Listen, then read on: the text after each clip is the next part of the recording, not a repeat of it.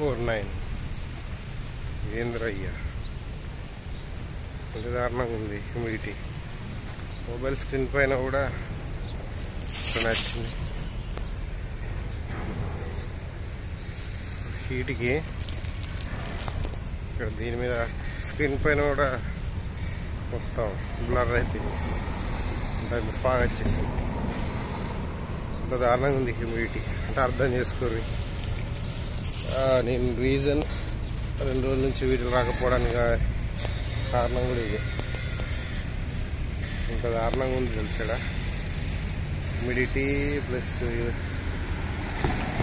ఈ humidity main. ఎండ అంటే అంత దారుణంగా ఏముండదు కానీ, సో దానివల్లనే ఇట్లా అయిపోయింది. సో అందుకే హీట్ అనేది దారుణంగా ఉంది. 2 రోజుల నుంచి వీడియోలు అందుకే అప్లోడ్ చేయలేదు. నిన్న తీసినా కానీ నాకే అంతే మంచి అనిపించలే. అప్లోడ్ చేయడానికి కూడా ఎందుకులే అనిపించింది. సో అందుకే ఇవాళ వేసుకున్నా. మళ్ళీ నేను డ్యూటీ కూడా ఇలానే వెళ్తున్నా. 2 రోజుల నుంచి వెళ్ళలేదు, సిక్లు తీసుకున్నా. సో ఇలా ఓకే అని అనుకుంటున్నా. మెయిన్ ఇక్కడ ఇదే. ఇప్పుడు ఈ టైంకి ఇవి ఫీవర్లు స్టార్ట్ అయ్యాయి ఇప్పుడే. అందుకే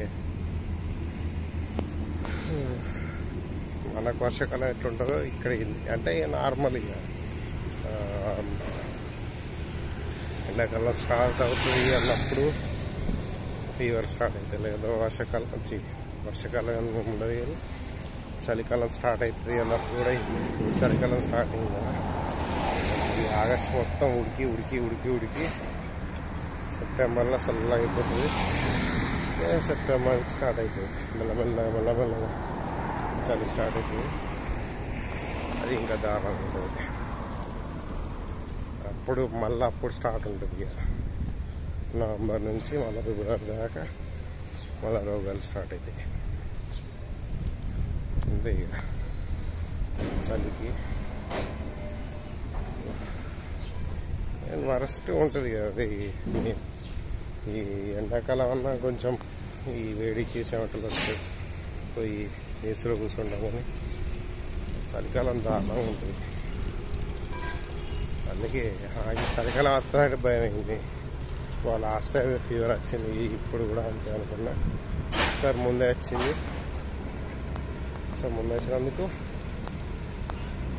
మళ్ళీ ఇంకోసారి రావద్దు. ఎందుకంటే ఎంత